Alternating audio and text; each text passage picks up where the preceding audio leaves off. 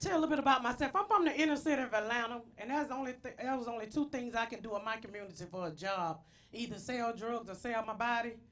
So I did the one that paid the most. I did both. While selling drugs, I was shot 2 times and hit by a dump truck. Nobody cares who shot me. They like, who in the hell hit you with a dump truck?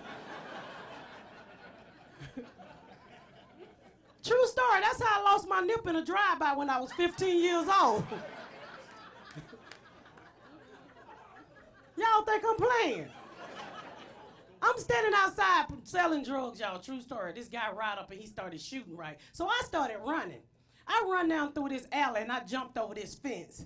I know what y'all thinking. Your fat ass ain't jumped over no fence. This was 20 years ago, back when fences were really strong. I run into my girlfriend's house. I'm like, oh, they out there shooting. She was like, why you got blood all over your shirt? I look down and I'm bleeding really bad. So ladies, I'm thinking like maybe, I snagged my nipple on the fence. Cause they hang like that.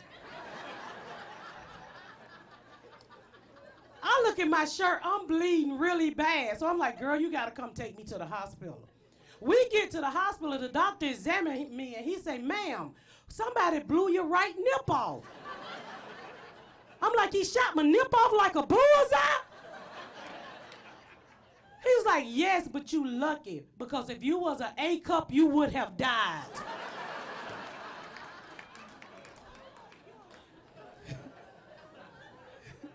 And I used to get really nice items too when I was dealing drugs. True story, y'all. One time, one of my customers brought me a 52-piece, hand-painted Confederate plate set. I'm like, you do know I'm the crack dealer, right? Shouldn't you take this to the meth dealer? He's like, come on, Pat, 52-piece plate for $10, you can't beat that. So ladies, I'm thinking like, this is really a good deal. So I bought the plates, and I still use them to this day. Every Thanksgiving, I take out the plates and use them at my Thanksgiving dinner. This past Thanksgiving, my aunt gonna get upset to my, how dare you serve us on Confederate plates, all what your ancestors been through and all the marching that black people did. I'm like, Aunt Gloria Jean, I didn't know them people and you just got out of jail. And these are not Confederate plates. These are Dukes of Hazzard plates.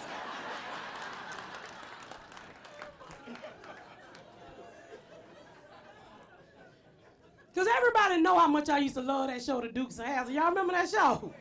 Oh, I wanted to marry me some Bo Duke. But my mama didn't like that show because of the Confederate flag, but I still wanted to watch it every Friday night at 8 o'clock. So I was sneaking to my brother's room. One Friday, she caught me, y'all. She gonna bust in the room to my, didn't I tell you don't be watching that racist mess in my house? I'm like, mama, they supposed to be racing. They running from Boss Hall.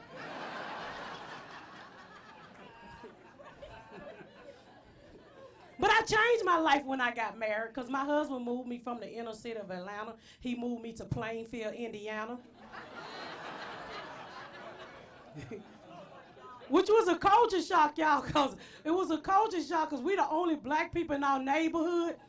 And my husband loved it. We walking through Walmart the other day, we see another black family, he gonna get upset. What they doing out here?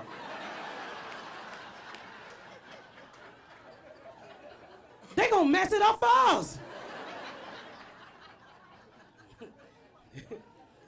It was really a culture shock moving from Atlanta to Indy. 3 days after I moved in, y'all, my neighbor knocked on my door and scared the heck out of me. I opened the door and the white lady standing there with a cake in her hand to my, I know it's depressing moving from one state to another one, so I know you depressed. I'm like, for real?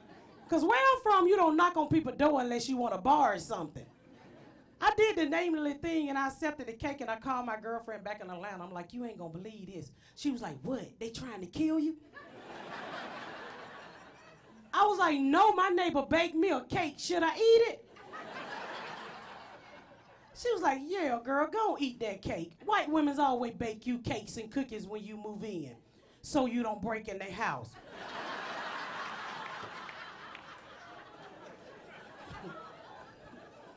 And my neighbors didn't stop there, y'all. Every night when I got home from gigs, they kept leaving cakes and cookies at my door. So finally, I just put a note on the door that said, look at here, white people. We have diabetes.